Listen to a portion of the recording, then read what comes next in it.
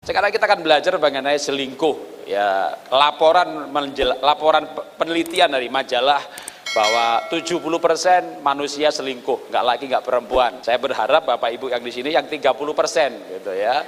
Lalu yang selingkuh itu kebanyakan kalau terjadi di gereja gitu ya, pasangannya lebih shock.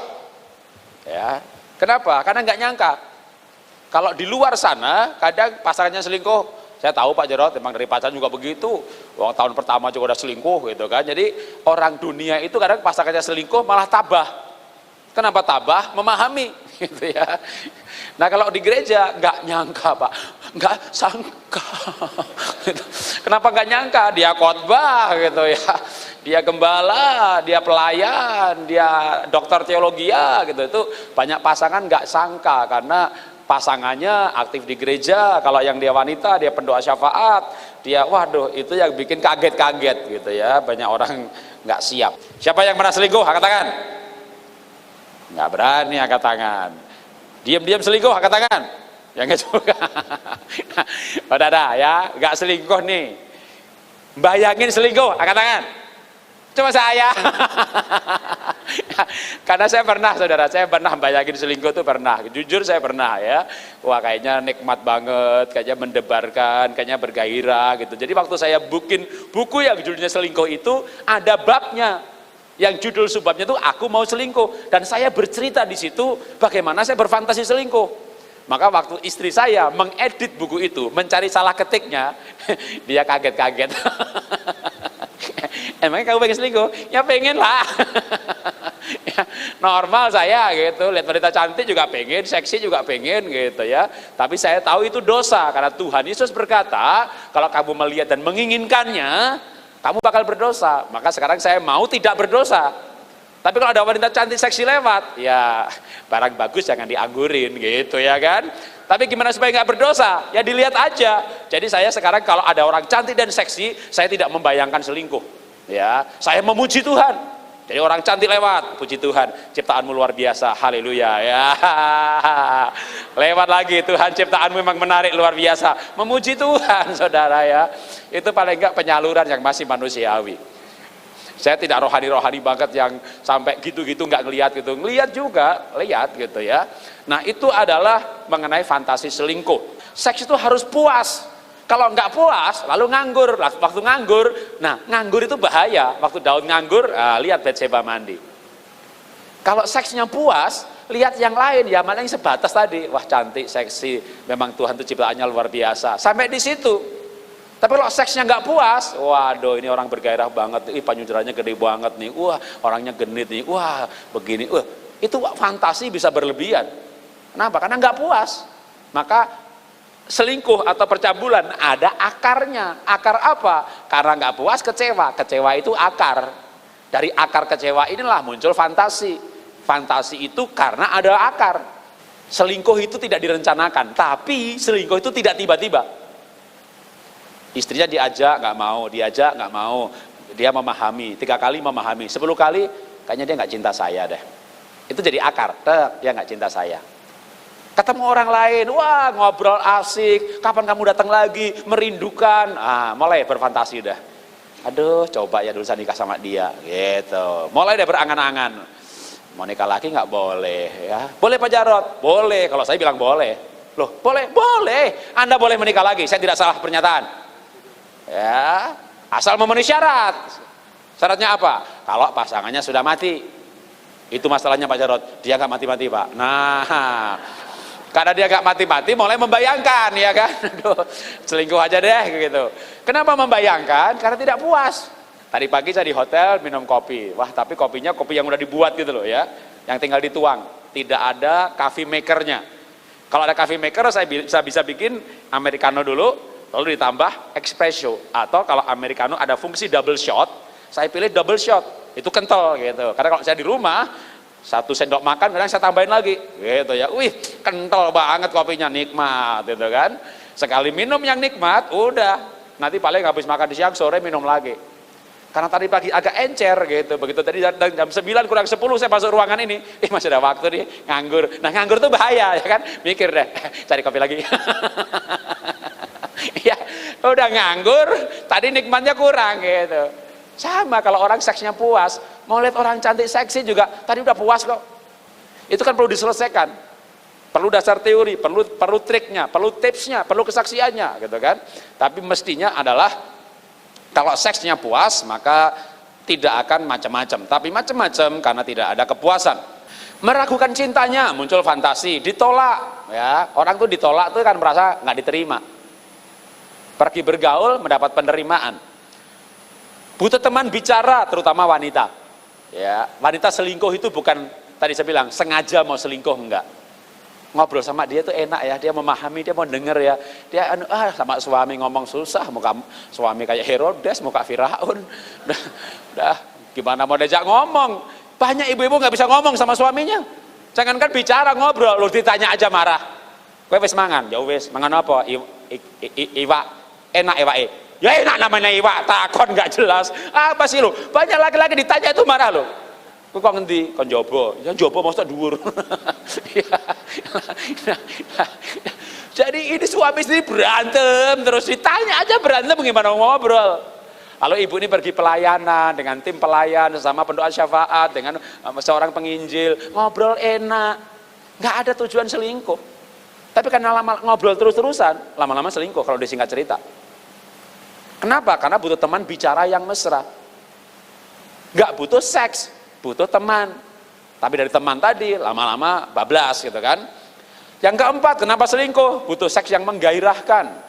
Misalnya bapaknya nggak sengaja sih, tapi ngelihat Kama Sutra, YouTube, wah gimana seksnya tuh menggairahkan, ibunya di atas, ibunya yang goyang-goyang, ibunya yang waduh pentalitan begitu kan, wis, menggairahkan. Nah di rumah, maaf nih, istrinya kayak batang pisang, kayak gedebok pisang, berdiri lurus, kayak orang sedang menyanyikan kur sangkakala. Nyanyi kur sangkakala tapi diranjang gitu kan, tegak sempurna, nggak ada gerakan sama sekali. Suami menerima. Sehari, 2 hari, sebulan, 2 bulan, setahun, 2 tahun, dia cerita temannya bagaimana. Atau dia ketika kantor ketemu teman malah ganti yang wanita, yang bersaksi, yang ngajak sharing, bahwa suamiku begini-begini, nggak bergairah, padahal saya ini suami sedang merindukan seks yang bergairah, ketemu istri yang mengeluh suaminya nggak bersemangat. Itu berandai-andai muncul loh, kenapa aku nggak nikah sama dia? Saya ini kadang menghadapi pencobaan loh. Coba, misalnya nih saya lagi anggap aja nggak bercinta selama 3 minggu sama istri. Jemaat ngajak konseling. Ini bukan konseling menurut saya, nantang. Kenapa? Konseling kok bajunya ini dadaku, mana tanganmu? Gitu. Ini orang sekarang ini, jemaat sekarang ini saudara, bajunya berani-berani loh saudara. Itu dengan saya ketemu, gimana dengan yang lain? Dengan bos di kantor, dengan klien, dengan supplier, yang dia mau cari bisnis, mau cari rekanan kerja. Orang ketemu hamba Tuhan aja pakai pakaian berani. Lalu dengan pakaian yang berani tadi, konselingnya gimana? Pak, saya ini kesepian, sudah lama nggak dijamah. Dalam hati saya, kenapa lu ngomong sama gue? Ini pendeta pikiran bisa nakal loh saudara. Tapi kalau saya puas sama istri, ide itu muncul karena saya manusia, tapi saya dengan cepat memotongnya. Gimana kalau suaminya nggak puas? Itulah yang kenapa terjadi pendeta selingkuh juga. Kenapa? Dia merindukan seks yang bergairah. Dan istrinya tidak bergairah. Intinya adalah banyak orang butuh seks yang menggairahkan, tapi pasangannya tidak bergairah. Dia tidak seperti harapanku. Kenapa selingkuh? Karena ketemu si mantan. Ya, zaman dulu tuh ketemu mantan tuh kapan sih? Reuni. Makanya kalau reuni nggak lama lagi konslet gitu kan. Orang konslet ketemu orang konslet, memori jangka panjangnya muncul semuanya. Pulang reuni, lalu temu darat lagi, akhirnya ketemu si mantan, pacaran lagi, selingkuh. Itu zaman dulu. Zaman sekarang nggak perlu reuni, nama zaman digital. Mau ketemu si mantan, tak ajari 5 detik ketemu. Ya, masuk YouTube, masuk Instagram, masuk buka gadget, ketik nama si mantan, 5 detik langsung muncul, wih masih hidup. Nah perlu reuni itu zaman dulu saudara. Sekarang lewat Instagram, lewat Facebook, lewat akun sosial yang lain, ketik nama si mantan, ije urip bae. Buka statusnya, klik gitu, statusnya cerai. Waduh, setan digital lewat. Begitu lihat si mantan statusnya cerai, muncul pengharapan. Seneng rasanya. Wih, diiseng-iseng dihubungi ngajak ketemu, ya ketemulah, udah. Itu selingkuh cepat sekali. Dulu proses selingkuh 2 tahun 3 tahun, sekarang seminggu 2 minggu. Si mantan juga lagi inget konslet masa-masa lalu, atau malah sudah cerai, ketemu lagi. pas ketemunya lagi buka iseng-iseng, pas di luar kota lagi sama-sama di luar kota. Wah, biar irit, kenapa nggak satu hotel aja? Oh, ceritanya terlalu banyak, tapi adalah bertemu si mantan. Ada juga yang selingkuh bener-bener nggak pakai moral, dalam arti apa? Saya butuh duit, dia mau ngasih duit, kayak pelacur istilahnya, apa? Jual diri untuk cari uang. Nggak ada unsur tertarik, cinta, nggak ada lah. Ya, gue butuh duit, itu ada juga. Selalu disalahkan atau ditolak atau digoda. Yang nomor 11, bahkan hamba Tuhan bisa selingkuh, mau selingkuh jasmani atau selingkuh badani. Kenapa? Ini wanita pendoa syafaat luar biasa loh misalnya. Tapi dia merasa bahwa suaminya bukan dari Tuhan. Siapa di sini belum menikah? Angkat tangannya. Belum menikah, tapi dengar, nggak apa-apa juga. Ada? Nah, yang belum menikah punya pacar, coba pikir sekali lagi. Kamu beda gereja, beda sinode, beda pendidikan. Apa jawabannya? Kami saling mencintai. Cialah. Apa jawabannya? Kak Jarod, saya sudah berdoa minta tanda. Saya yakin pacar saya dari Tuhan. Itulah yang belum menikah, yakin pacarnya dari Tuhan. Ibu-ibu banyak sekali yang yakin kalau suaminya bukan dari Tuhan. Ini salib yang harus saya pikul. Itulah teologi pernikahan banyak orang. Wanita mengatakan bahwa suaminya bukan dari Tuhan, ini salib yang harus saya pikul. Lalu suaminya berkata, istri saya bukan penolong saya, tapi duri dalam daging saya. Yang dipakai Tuhan membentuk karakter saya. Dia bukan penolong, tapi penodong, pengerongrong. Dia nggak bisa menopang pelayanan saya. Lalu si hamba Tuhan ini, pendeta ini, ketemu wanita lain yang menopang pelayanannya. Oh, ini mempelai roh saya. Ini jodoh saya rohani. Namanya suami istri, ya mempelai jiwa, mempelai tubuh, mempelai roh. Itu muncul karena apa? Merasa bahwa pasangannya itu bukan jodohnya. Lalu sekarang ketemu orang yang lebih jodoh. Kalau dia rohaninya hebat sekali, memang dia tidak akan selingkuh badan. Tapi di bawah, saya berjumpa kasus banyak sekali yang sampai akhirnya selingkuh badan dengan mempelai rohnya. Kenapa? Merasa cocok, sama-sama melayani bisa asik, ngobrol, satu visi. Wah, ini di luar, bukan di luar sana loh. Di dalam komunitas Kristen. Ya akhirnya selingkuh karena merasa jodoh. WL dengan singersnya, pendeta dengan pendoa syafaatnya, penari dengan pasangan penarinya, tapi bukan muhrimnya. Dan diizinkan oleh gereja karena itu mempelai rohnya.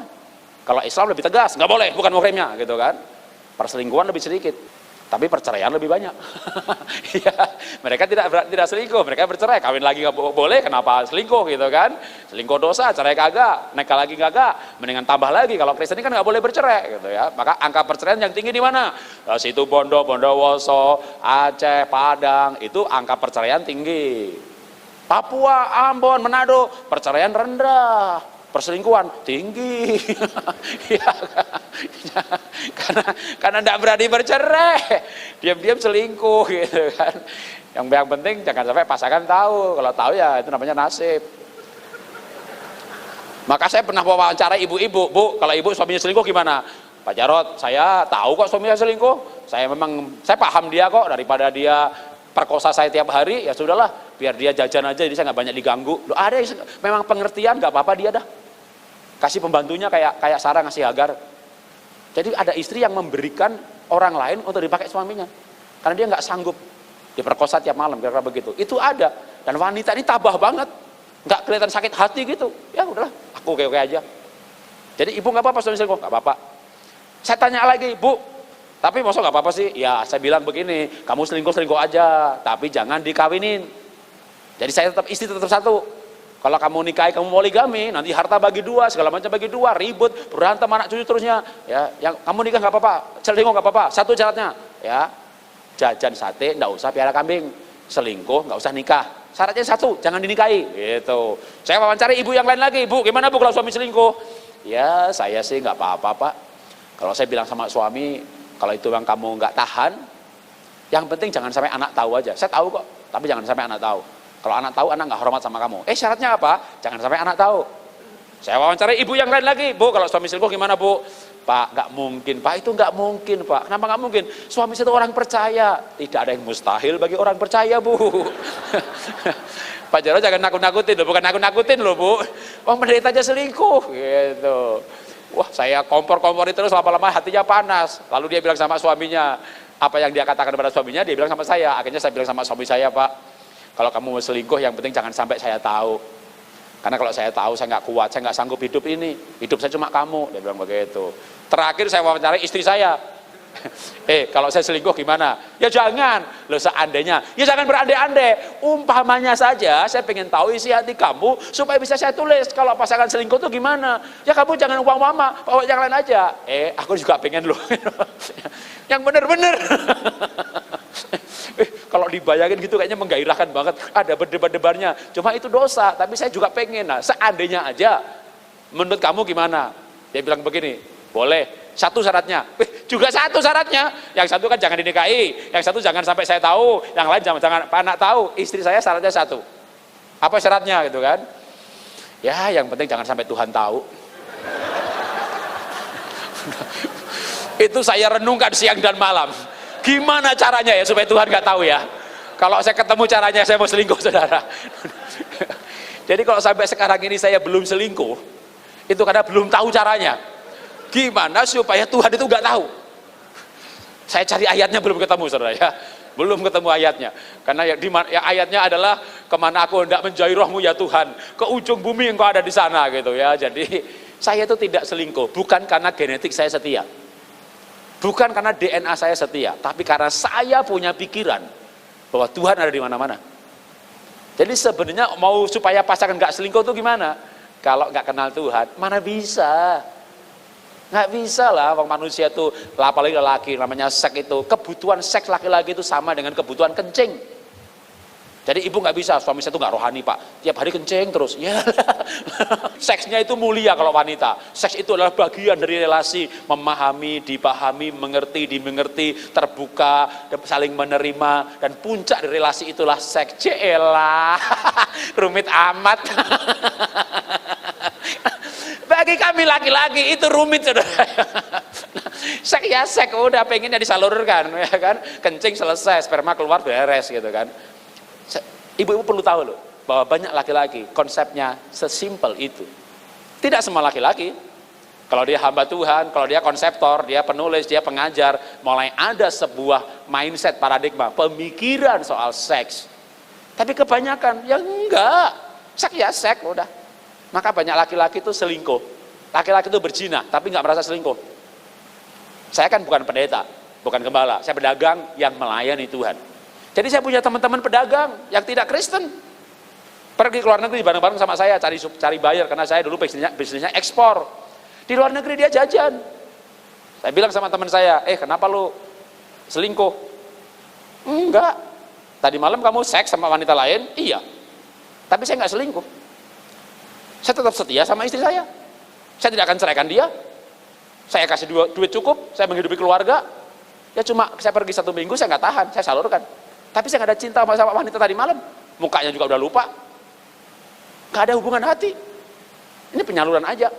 Jadi banyak orang merasa, tapi kan dosa. Ya, manusiawi lah. Tapi saya tidak selingkuh. Loh, ada orang seks tapi nggak merasa selingkuh. Kenapa? Karena konsep seksnya terlalu simpel. Itu teman saya yang tidak Kristen tentunya. Nah kan banyak jemaat ibu-ibu suaminya nggak Kristen. Itu kan masalahnya. Kalau sama-sama Kristen, konsepnya sama. Maka menikah itu bukan cuma seks sebenarnya. Kasih tahu anak-anak jangan menikah beda agama. Karena di luar Kristen, saya nggak selingkuh kok. Ini kayak orang ngeceng aja, keluar selesai. Maka ibu-ibu yang punya suami tidak Kristen, itu saya tahu penderitaannya lebih berat. Karena suaminya melakukan hal-hal yang bagi dia wajar kok. Ya, itulah masalah jemaat yang suaminya tidak Kristen. Atau yang istrinya tidak Kristen, karena yang wanita pria sebenarnya sama. Ya, memang tapi secara umum wanita seks itu ada bagian dari relasi. Apa sih tanda-tanda selingkuh? Tanda-tanda awal selingkuh tuh nggak ada yang tiba-tiba gitu. Ya ada rahasia. Ya, uang gadgetnya diambil kok kayak orang kesetanan. Tantrum dia. Ada apa dalam gadgetnya gitu kan? Oh mungkin dia habis WA adiknya atau ibunya, tadi aku kasih duit kamu, istrinya nggak tahu. Ya ada rahasia uang. Ya ujungnya itu awal-awal selingkuh itu dari rahasia. Mulai dari rahasia uang, akhirnya ada saldo gitu ya, yang bisa digunakan untuk selingkuh nantinya. Berbohong, kalau dia bohong bilang rapat padahal nggak rapat, pergi sama teman, nggak selingkuh sih, ngobrol aja di kafe. Tapi ya tadi tuh awalnya hanya bersahabat. Lama-lama dia menjumpai istri yang bawel, yang cerewet, yang marah-marah terus. Ini kok senyum, antusias, menopang, mensupport. Ya, Akhirnya pertemuannya dirahasiakan, walaupun nggak ada apa-apa. Karena kalau dia cerita ketemu sama dia, pasti responnya nggak bagus. Mulai ada rahasia, 1, 2, 3, gitu ya. Tanda lebih tajam lagi nih, ibu lagi sama suami, atau bapak lagi sama istri, pasangan istri atau bapak terima telepon, minggir dia. Kenapa minggir, gitu ya. Atau nggak minggir, tapi dia jawabnya bohong kepada yang telepon. Ibu sama pasangan, bapak terima telepon, ntar telepon lagi ya, aku lagi rapat. Lagi rapat. Itu siapa yang telepon sehingga dia bilang lagi rapat, padahal lagi sama ibu, gitu ya. Waduh, kadang mereka punya beberapa kode, gitu ya, jangan diganggu, gitu ya. Aku lagi sama bos, gitu. Siap komandan, ya nanti telepon lagi, gitu. Padahal yang sana cewek, gitu. Tapi ceweknya tahu kalau dia telepon begitu, lagi sama sebelahnya lagi ada Ismail, gitu kan. Pergi tapi nggak mau ditemani. Waktu si WL itu istrinya mau ikut pelayanan, kayak bener-bener jangan gitu. Ya susul deh gitu, baru kepergok, kebongkar, udah 6 tahun gitu ya. Pelayanan nggak mau ditemani. Kalau saya punya agenda keluar pelayanan, saya kasih istri saya, kamu pilih mana yang kamu mau ikut, ya, atau kamu mau di rumah. Dulu waktu anak-anak kami masih di rumah di Indonesia, ya dia pilih-pilih karena mau jaga anak. 3 tahun lalu anak paling kecil keluar negeri juga, jadi 3 anak saya semuanya di luar negeri. Wah, kami pergi bareng-bareng. Awal tahun ini mertua saya pindah dari Surabaya setelah mamah meninggal, papa pindah Jakarta. Wah, istri saya punya tugas baru lagi nih, gitu ya, merawat orang tuanya. Dia pilih, gitu. Anak saya juga sodorkan, mah ini jadwal saya tahun ini. Minggu ini Shanghai, minggu ini Thailand, minggu depan Tokyo, minggu depan Melbourne. Wah, anak saya punya 2 pilihan sekarang, ya. Pergi ke Singapura, lalu dari Singapura terbang ke negara mana, ngikuti anak saya kerja, gitu kan. Anak saya kerjanya seminggu di Singapura, pergi ke Thailand 2 hari, 3 hari, balik Singapura 4 hari, pergi ke London 5 hari, balik ke Singapura lagi. Dia di Singapura nggak pernah lebih 5 hari, pasti setelah itu pindah ke negara lain di muka bumi ini. Dia umur baru 26 tahun, udah keliling 45 negara, apa 40, apa 50 negara. Saya banyak keliling, dia lebih lagi. Kalau saya kelilingnya tuh Semarang, Solo, Cirebon, Ciledug, begitu. Jadi itu daftar yang saya berikan ke istri saya, nih pilih yang mana. Dia lihat, kagak menarik semuanya. Ya, tapi kamu temani saya lah, ya udah. Nanti kalau yang retret aja atau yang seminar sesinya banyak, jadi kita jadi pembicara berdua gitu, dia pilih. Atau seperti ini, lalu sesi tanya jawab, dia ikut jawab, dia pilih. Tapi saya akan hubungi panitia, tiketnya 2 ya, gitu ya. Itu dia akan ikut. Tapi ada orang yang mau ditemani, alah kamu nggak usah ikut, gitu. Bahaya loh. Kalau punya feeling, diam-diam susul aja. Diam-diam disusul aja pasangannya, gitu. Dia bilang rapat, taunya di hotel itu nggak ada rapat. Rapat di mana? Di hotel ini. Oh ya, gitu. Bilang iya, tapi susul gitu. Di hotel itu nggak ada rapat dari PT itu, gitu. Tapi ada check-in nama pasangan, gitu. Nanya kamarnya berapa, susulnya ke kamarnya, housekeeping, dia keluar, berdua. Itu banyak terjadi, begitu orang mulai menduga gitu, begitu dia bohong aja, bohong, tertutup, nggak mau disertai, udah, itu semua tandanya 4-4-nya, udah 90% selingkuh. Kalau cuma 1 saja, mungkin enggak. Dia mau ditemani, cuma HP-nya dia memang di password gitu ya, berarti komunikasi kurang bagus. Tapi kalau sampai 4-nya iya gitu, udah. Jangan tunda-tunda berstrategi untuk menjebaknya. Kenapa itu tadi semuanya terjadi kalau mau disimpulkan sebenarnya? Karena kebutuhan emosional. Kan bicara nggak mesra, kebutuhan emosi. Ditolak, merasa nggak dicintai, kebutuhan emosi. Karena manusia itu punya kebutuhan yang dia tidak bisa sendiri. Saya punya kebutuhan pengen merasakan hadirat Tuhan. Pergi aja sendiri, pelayanan, menara doa puasa, nangis-nangis di hadapan Tuhan, puas akan hadirat Tuhan. Saya pengen bekerja ini diapresiasi. Saya kerja keras sampai sukses, diberikan reward. Ini Pak Jarod berhasil, salesman terbaik, orang tepuk tangan. Saya puas, bisa sendiri. Tapi seks nggak bisa sendiri. Kebutuhan diterima nggak bisa sendiri. Kebutuhan diterima itu butuh orang lain untuk menerima dia. Maka Alkitab berkata, supaya tadi itu tidak muncul perilaku, harus ada akar. Maka Alkitab berkata, terimalah satu dengan yang lain.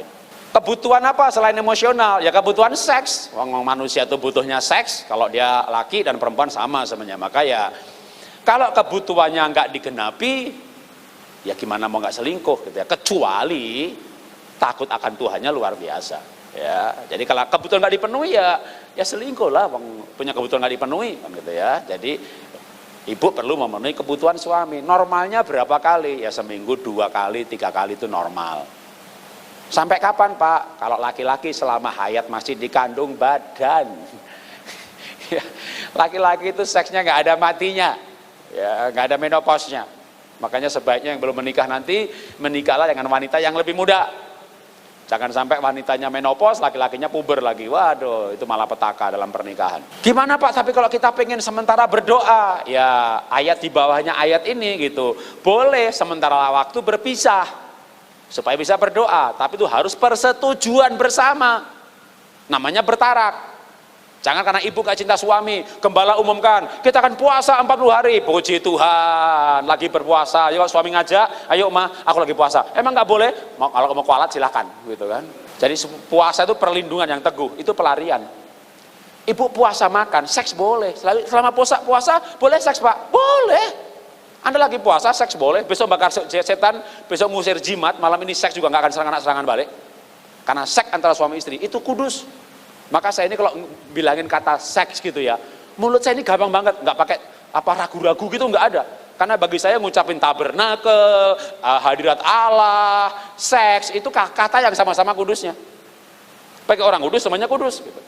Yang tidak kudus itu antara suami istri bohong, ya kan, kecewa itu tidak kudus. Jadi selama puasa nggak boleh kecewa, nggak boleh bohong. Tapi seks antara suami istri itu kudus. Tapi kan ada orang nggak punya pikiran begitu, pikirnya nggak kudus. Makanya lagi puasa nggak boleh 40 hari. Makanya ibu rajin puasa. Alangkah ironisnya suami selingkuh karena ibu kebanyakan puasa. Maka Alkitab membuat peraturan. Apa peraturannya? Engkau dengan persetujuan bersama boleh berpisah untuk sementara waktu, tapi di luar itu supaya saling memenuhi. Di bawahnya ayat ini nanti ada ayat kamu boleh untuk sementara waktu berpisah, tapi untuk persetujuan bersama. Untuk puasa seks atau bertarak itu harus persetujuan bersama. Karena ayat yang lain berkata, hei istri, tubuhmu punya suamimu, hei suami, tubuhmu punya istrimu. Jadi Bapak Ibu boleh nanti setelah seminar ini puasa seperti yang saya ajarkan, namanya puasa bertarak. Ya, Bapak bilang sama Ibu, Mah, kita puasa yuk. Puasa apa? Yang diajarin Pak Jarot, puasa bertarak. Wih, tumben Bapak rohani banget ngajak puasa seks gitu. Berapa lama Pak puasanya? Sebentar gue hitung dulu. Itu ya, Bapak ngitung nih, sudah berapa lama nggak bercinta? 10 hari kan? Oke, Mah kita puasa 10 hari. Oh boleh, mulai kapan? Ya mulai 10 hari yang lalu gitu. Maksudmu? Ya maksudku malam ini kita buka puasa.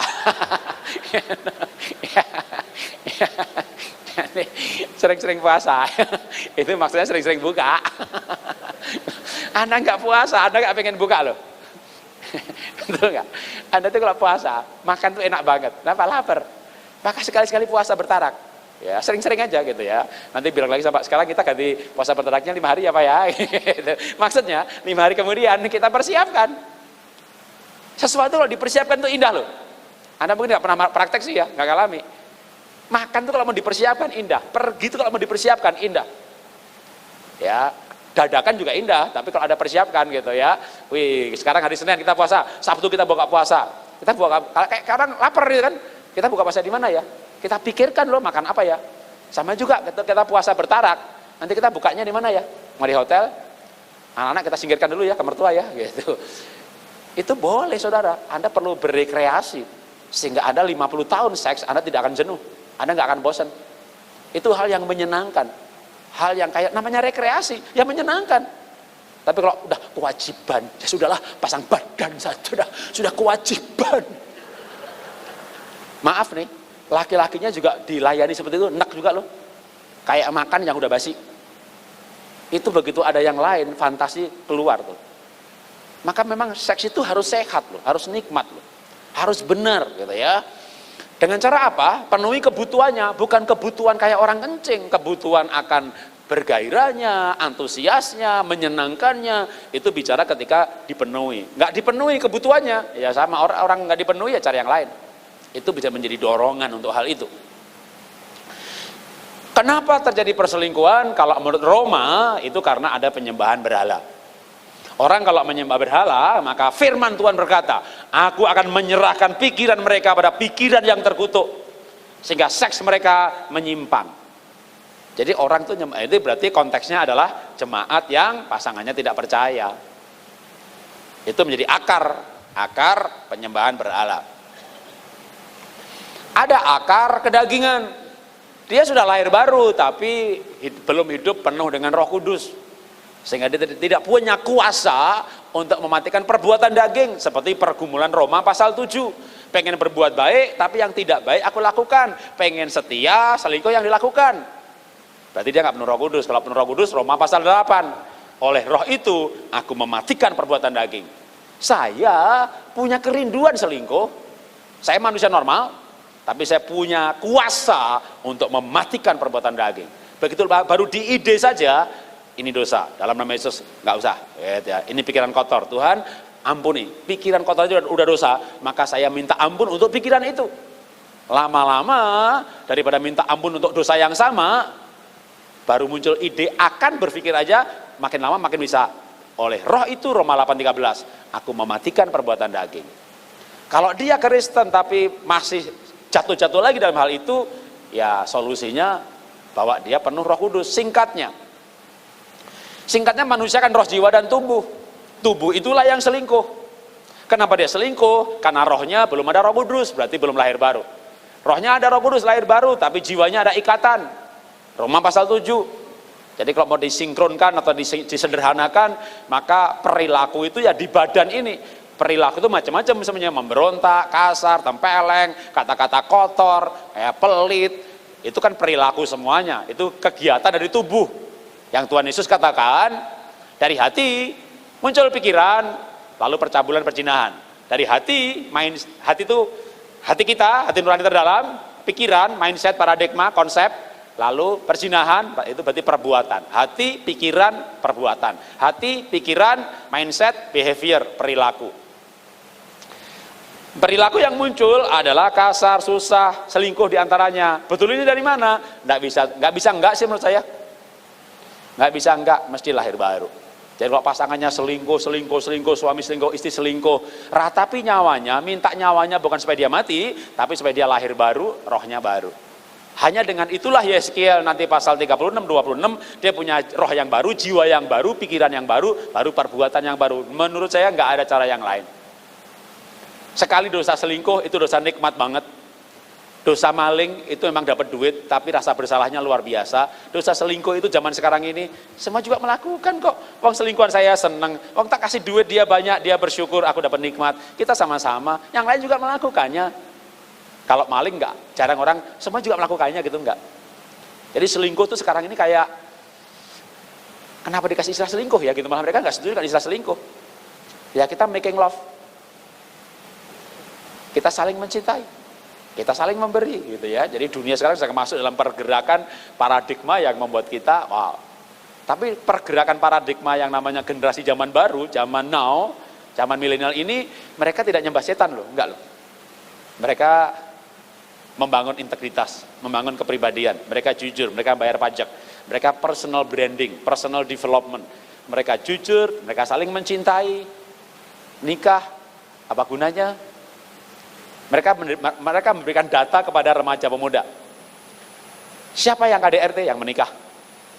Tinggal bersama satu rumah tanpa pernikahan, dilaporkan lebih bahagia. Makanya di Eropa, di Belanda, di Amerika, di Australia, orang kan tidak menikah, nggak pakai surat.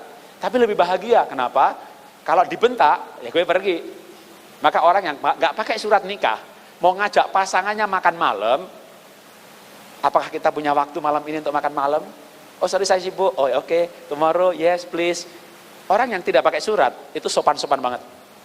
Jadi kalau mereka itu berbicara kepada remaja, mereka bisa bersaksi. Kami tidak bertengkar, kami saling menghargai. Kalau nggak dihargai, saya akan tinggalkan dia. Tapi dia nggak tinggalkan saya. Jadi data melaporkan, siapa yang KDRT, yang punya surat nikah. Siapa yang bentak-bentak pasangan, yang ada surat nikahnya. Nggak ada suratnya, bentak-bentak, pisah. Mereka tidak mau pisah. Jadi mereka ini sekarang zaman baru ini mengajarkan apa? Kesetiaan, sopan santun, etika, moral, kerja rajin, bayar pajak. Laki sama laki apa salahnya? Perempuan sama perempuan apa salahnya? Nikah nggak perlu surat. Tuhan emangnya ada. Sorga sekarang ini. Itulah namanya gerakan zaman baru, zaman now. Ya, zaman milenial. Yang pasti adalah tidak alkitabiah, dosa. Nggak pakai surat nikah ya dosa. Tapi mereka kan percaya apa itu dosa. Pak Jarod pikir dosa itu ada, maka jadi ada. Coba pikir nggak ada.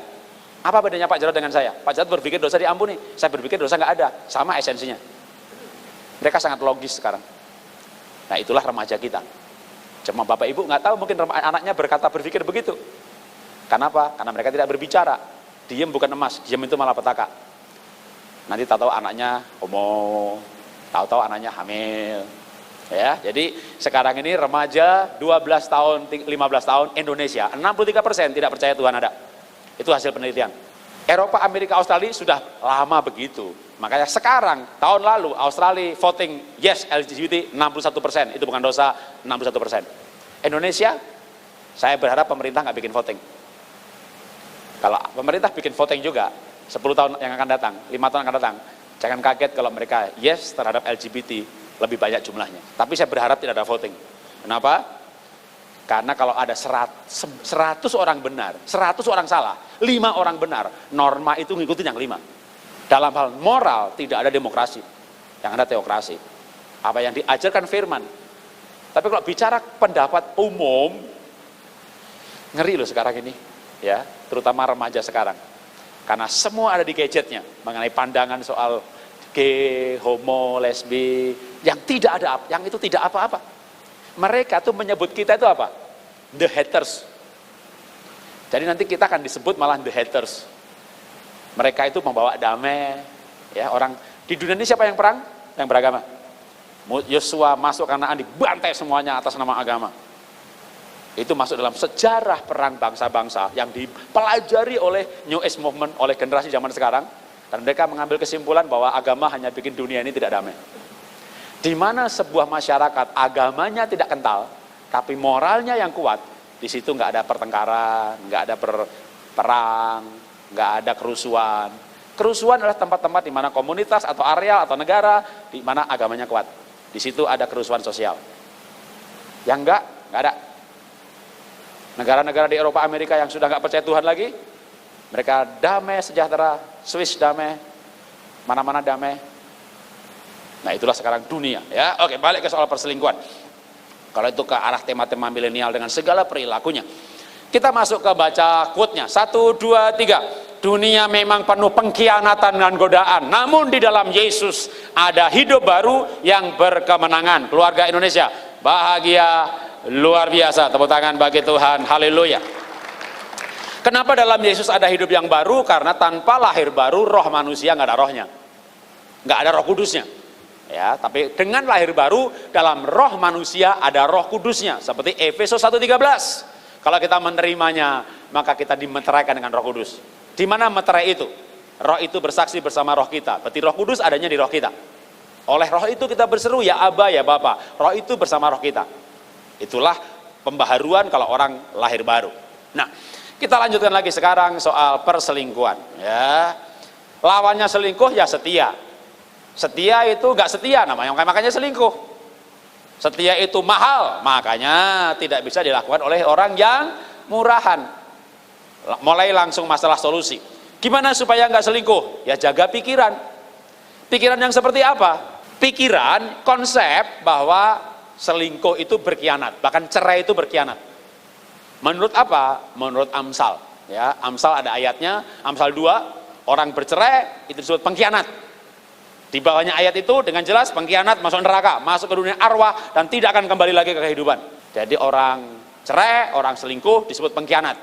Pengkhianat masuk neraka. Orang cerai masuk neraka. Kenapa? Karena dia berkhianat. Pengkhianat masuk neraka. Ayatnya ada jelas gitu ya. Itu sebagai senjata ya, pakai senjata. Supaya dengan begitu kita tidak akan berkhianat. Senjata apa lagi supaya kita bisa setia? Senjata di pikiran.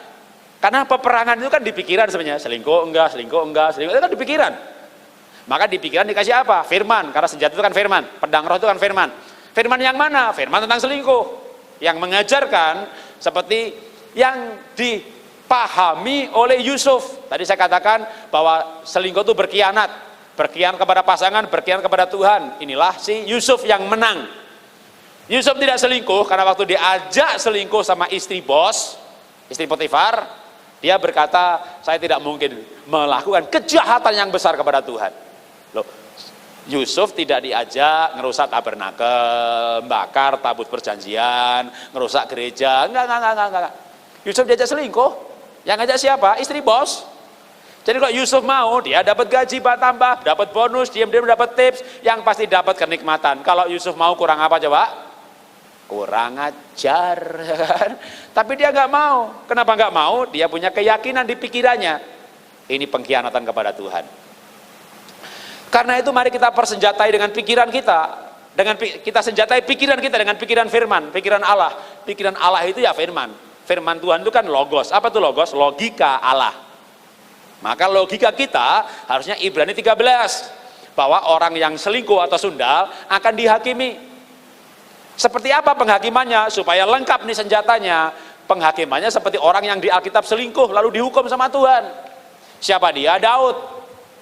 Daud pernah dosa yang diceritakan dihukum sama Tuhan paling enggak ada 2. Daud pernah menghitung jumlah jemaatnya, lalu dia mendeklarasikan jumlahnya dengan sombong, maka tulah ada pada bangsa itu. Pemimpin hati-hati, dia salah, anak buahnya ikut kena tulah, bangsa Israel kena tulah. Daud sadar bahwa ini kesalahannya. Kan ceritanya Daud bangun mezbah, minta ampun, lalu berhenti ya tulahnya. Sombong itu kalau ayat Alkitab berkata begini, ada 3 perkara yang dibenci Tuhan, 1, 2, 3, salah satunya sombong. Ada 3 perkara yang dibenci Tuhan, bahkan 5, 1, 2, 3, 4, 5, salah satunya sombong. Tapi ketika Daud sombong, dihukum sama Tuhan, Daud minta ampun, hukuman berhenti. Daud selingkuh, ya kan? Datang Nabi Nathan, kamu dosa besar, anakmu mati. Laki-laki punya istri 2-3 orang, anaknya banyak, mati 1 nggak masalah. Kerajaanmu pecah, Daud nangis. Laki-laki itu pelayanan penting, perusahaan penting, gengsi penting. Begitu kerajaannya pecah, Daud nangis. Bukan cuma nangis, berpuasa 3 hari, meratap di lantai, minta ampun. Tuhan ampuni nggak Daud? Waktu Daud selingkuh, Tuhan ampuni nggak? Oke, atau gampangnya, Daud masuk surga apa neraka? Ada ayatnya Daud masuk neraka? Ada ayatnya Daud masuk surga? Ada ayatnya Salomo masuk neraka? Pasti ada. Salomo mati, maka dia arwahnya masuk Hades. Daud mati, arwahnya Seol. Tuhan Yesus berkata kepada orang disalib, hari ini kau bersama dengan aku di Firdaus. Tuhan Yesus datang yang kedua kali nanti, orang dibangkitkan. Dari mana? Dari sorga. Maksud dari sorga bangkit lagi? Enggak, sorga dalam arti kumpulan orang-orang percaya atau Firdaus. Anda bisa teliti Daud mati gimana, Salomo mati gimana, mereka pisah tempat. Jadi Daud minta ampun, diampuni. Daud selingkuh, diampuni. Tuhan berkata, aku mendengar orang yang berkenan kepada aku. Jadi Daud itu pasti diampuni, Daud masuk surga. Tapi, apakah hukuman berhenti? Tidak. Jadi waktu Daud dosa sombong, minta ampun, hukuman berhenti. Daud dosa selingkuh, minta ampun, diampuni. Tapi hukuman tidak berhenti sampai hari ini. Apa hukumannya Daud waktu selingkuh? Kerajaanmu pecah. Minta ampun, apa nggak jadi pecah? Tetap pecah. Kalau Anda punya konsep ini, Anda akan mikir 2, 3, 5, 10 kali itu selingkuh. Kenapa? Anda minta ampun diampuni, tapi hukuman tetap jalan. Anda pendeta selingkuh, minta ampun sama Tuhan diampuni. Tapi mungkin sampai mati Anda tidak akan diundang orang khotbah lagi. Hukuman masyarakat tidak akan berhenti. Hukuman Tuhan lewat masyarakat. Saya selingkuh diampuni nggak? Pasti. Tapi Anda panggil saya? Anda nggak panggil saya lagi. Anda baca buku saya, orang gombal tuh bilang setia dia selingkuh gitu kan? Itulah dosa selingkuh, kira-kira begitu. Ya, bahkan secara genetik, kalau selingkuh itu sampai menjadi kebiasaan, percabulan, maka orang itu DNA-nya berubah. Ingat pelajaran mengenai, saya belum pernah ngajar di sini ya, mengenai plastisitas otak yang di buku kuning, bahwa otak itu plastis. Sebuah perilaku kalau sampai menjadi kebiasaan, merubah struktur otak, merubah DNA, dan itu diwariskan. Kakeknya selingkuh, bapaknya selingkuh, anaknya selingkuh. Perilaku itu diwariskan, itu namanya DNA. Kupu-kupu bertelur, maka telurnya menjadi ulat. Ulat jadi kepompong, maka kupu-kupu udah mati. Kepompong jadi kupu-kupu, anak sama bapak nggak pernah ketemu, nggak pernah ngobrol. Tapi anak kupu-kupu akan terbang rute bapaknya. Dari mana dia tahu? DNA yang dia warisi. Bapak selingkuh diam-diam, hati-hati loh. Anakmu akan ikut rutemu, karena kau mewariskan DNA selingkuh. Jadi perilaku menjadi DNA. Makanya orang homo lesbi itu, kalau ada yang berkata, nggak dosa kok, kan DNA kami berbeda. Betul, orang homo diambil DNA-nya sama laki-laki diambil DNA-nya beda. Lesbi diambil DNA-nya, perempuan diambil DNA-nya beda. Tapi berbeda itu karena mutasi DNA. Waktu dia lahir dulu coba diambil DNA-nya, kan DNA itu bisa dari kuku, bisa dari rambut, bisa disimpan aja di bank DNA.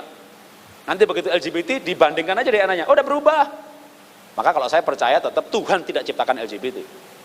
Tapi itu menjadi LGBT karena perubahan DNA. Nanti boleh seminar lagi, bagaimana DNA berubah, bagaimana mutasi terjadinya. Maka kalau kita belajar Alkitab disertai dengan neuroscience, belajar ilmiah, ilmiah akan menjelaskan Alkitab. Ya, tapi saya tidak pakai ilmiah sebagai fondasi pengajaran. Semua pengajaran pasti dasarnya ayat. Ya, karena saya mau Alkitabiah. Nanti baru kedokteran atau belajar psikologi untuk menjelaskan. Tapi di sini kita mengerti dulu senjati pikiran. Gimana supaya setia, nggak keselingkuh? Jagai pikiran dengan keyakinan, konsep bahwa selingkuh itu dosa yang begitu besarnya sampai minta ampun dosa diampuni, hukuman tidak akan berhenti. Minta ampun untuk dosa, tapi sedialah menjalani hukuman. Banyak orang jatuh selingkuh, tapi tidak siap menjalani hukuman. Kok aku masih dihukum sih? Iyalah, selingkuh. Tuhan aja ampuni, masa gereja nggak mengampuni? Tuhan ampuni, hukuman Tuhan jalan terus. Jadi orang yang selingkuh, dia harus siap hati untuk menjalani hukuman itu. Kalau dia nggak siap hati, dia akan jatuh dalam kecewa. Artinya dosa yang lain lagi. Tapi kalau dia siap menjalani hukuman, nah nanti tinggal minta kasih karunia Tuhan. Gimana bisa pemotongan hukuman? Dengan cara apa? Mengejar kekudusan. Tapi harus menyiapkan diri untuk terima hukuman. Banyak orang sudah jatuh tapi nggak mau menjalani hukuman. Gitu ya. Kok saya dihukumnya bertahun-tahun? Daud seumur hidup, turun-temurun. Dan begitu pecah, sampai sehari ini, sejak zaman Daud punya anak Salomo, Yerobeam, Rehabiam, pecah gitu. Sampai sehari ini, belum pernah itu bersatu kembali. Betapa besarnya itu dosa selingkuh. Bencinya Tuhan kepada pengkhianat. Tapi karena Daud minta ampun, ya diampuni, karena Tuhan Maha Pengampun.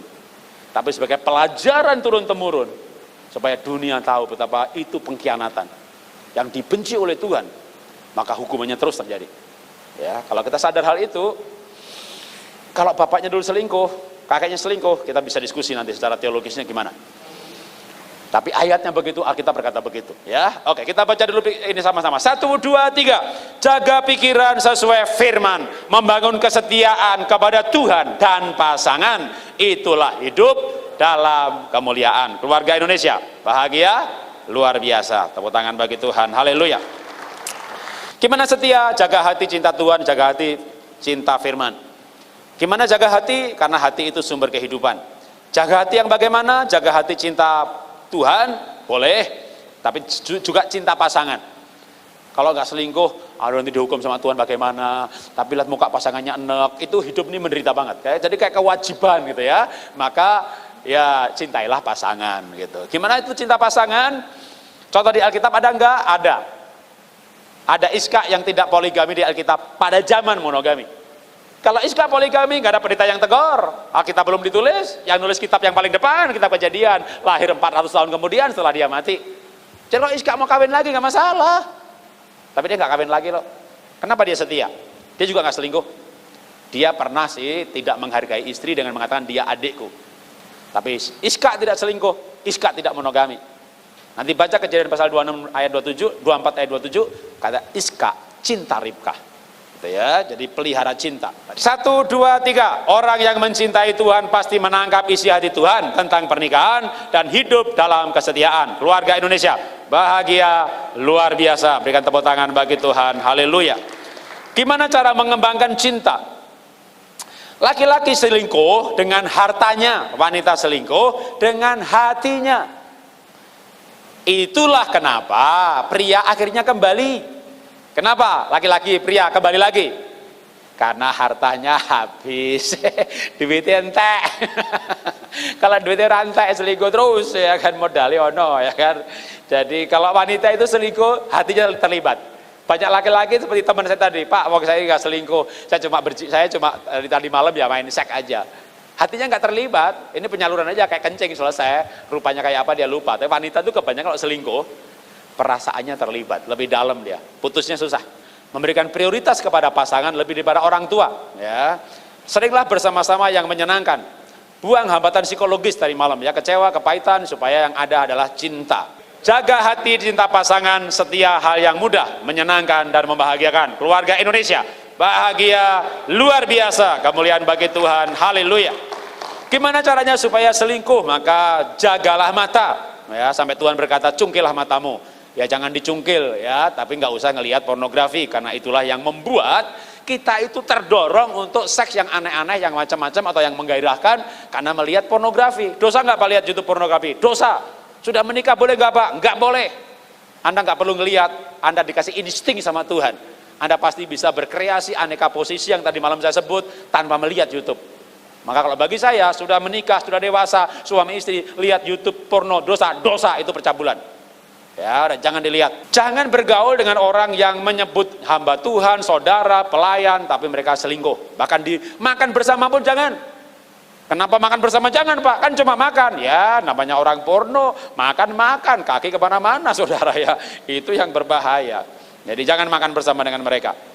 Anda orang tipe kuning, foto karakternya kuning, tipenya karakternya sanguin, tipenya intim. Mungkin memang ya oke lah nggak apa-apa. Tapi pasangan Anda melankolik, perfeksionis, penuh peraturan, maka Anda harus menjagai pasangan Anda dengan standar pergaulan pasangan Anda.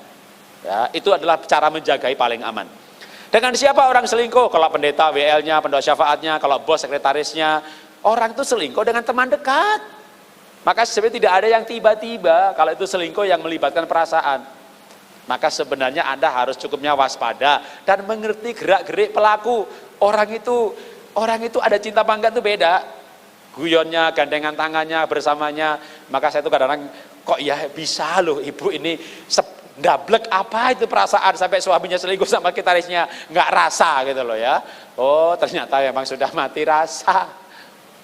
Ibunya mati rasa, udah nggak ada perasaan sama suami, cuek sama suami, sehingga ada gelagat pun dia nggak bisa mendeteksi.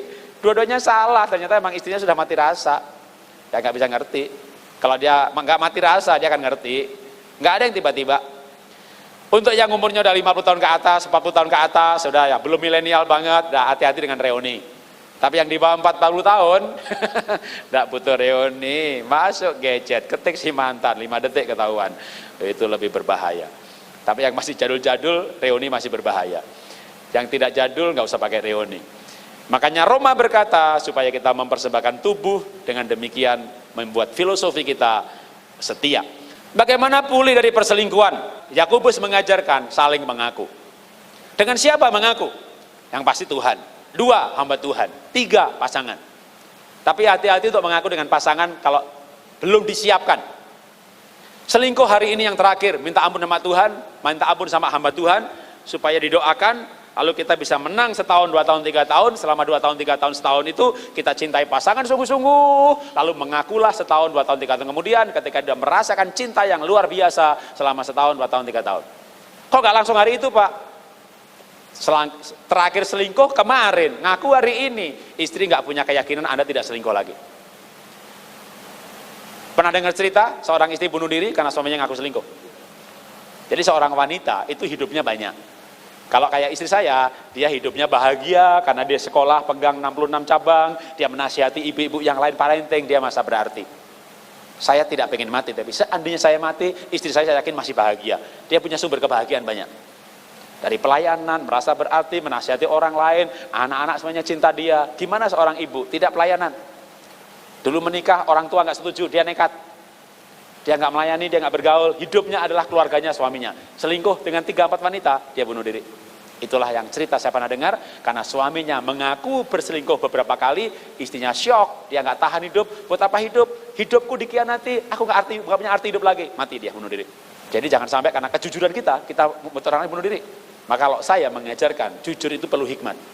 Ya, persiapkan kejujuran Anda sehingga pasangan Anda tidak berbuat dosa yang lebih hebat lagi. Jadi persiapkan, tapi jujur itu harus. Kenapa? Enggak jujur enggak sembuh. Tapi awali dengan jujur yang tidak membawa malapetaka dulu. Dengan Tuhan, lalu dengan hamba Tuhan. Nanti tuntasnya dengan pasangan, ya, karena kalau enggak tuntas juga. Kalau yang takut jujur, maka Ayub 8 ayat 6 itu adalah penguatan, ya. Bersih, jujur, ngaku gitu ya, nanti akan ada jalan keluar atau Tuhan akan pulihkan keluargamu, kata firman Tuhan ya. Kalau yang pasangannya yang selingkuh ya, maka sarannya bukan ngaku gitu kan, ampuni. Yang selingkuh ngakulah, pasangannya ampuni. Cerai bukan jalan keluar. Suami selingkuh sekali, 2 kali, 3 kali, 4 kali, 5 kali, 6 kali. 6 kali itu katakanlah 3 pribadi wanita yang dia selingkuhi, masing-masing beberapa kali. Akhirnya bertobat, minta ampun sama istri. Setelah minta ampun, dia tidak pernah mengulangi lagi, dia melayani sampai matinya, mati. Ya, tapi dari terakhir ngaku sampai mati ini bertahun-tahun gitu ya. Dan setelah itu betul-betul dia nggak mengulangi lagi sebagai tanda pertobatan yang sungguh-sungguh. Bahkan dia akhirnya cinta Tuhan, karena dosanya bisa diampuni, dia hidup bagi Tuhan, mati. Surga apa neraka? Pasti, surga. Ya, karena Tuhan ampuni.